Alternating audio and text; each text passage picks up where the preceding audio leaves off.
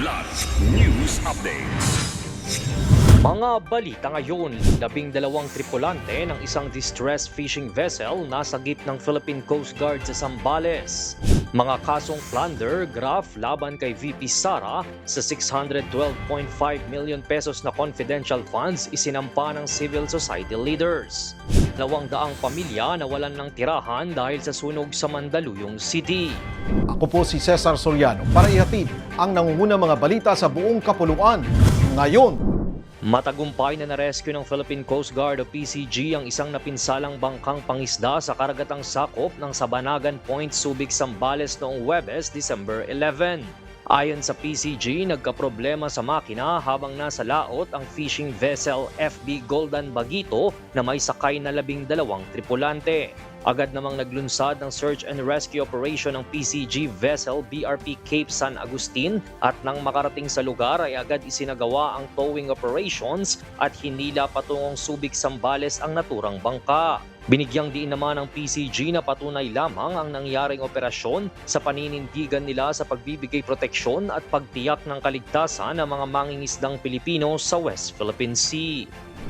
Nagsampa ng serye ng kasong kriminal ang mga lider ng civil society laban kay Vice President Sara Duterte at 15 iba pa sa Office of the Ombudsman kaugnay ng umano'y maling paggamit ng 612.5 million pesos na confidential funds. Kabilang sa mga reklamong inihain kahapon ng plunder, bribery, malversation at paglabag sa Anti-Graft and Corrupt Practices Act.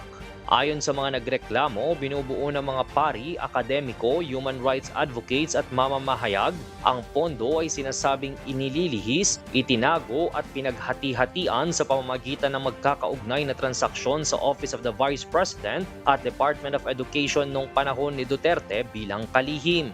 Pinangalanan sa reklamo ang ilang opisyal at security officers. Wala pang pahayag ang kampo ng Vice Presidente sa oras ng paglalathala.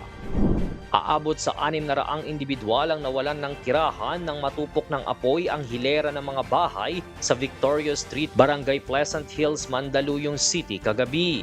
Ayon sa Bureau of Fire Protection Mandaluyong City, sumiklab ang apoy dakong 6:38 ng gabi at agad itinaas sa ikalimang alarma bandang 7:19 p.m. Pawang mga gawa umano sa light material sa mga bahay kaya agad kumalat ang apoy sa nasa mahigit 200 kabahayan. Nasa 60 fire trucks naman ang rumisponde sa sunog na naapula pasado alas 10 ng gabi. 2 katao naman ang nakapagtala ng minor injuries habang nasa 200 pamilya ang nawalan ng tirahan dahil sa insidente.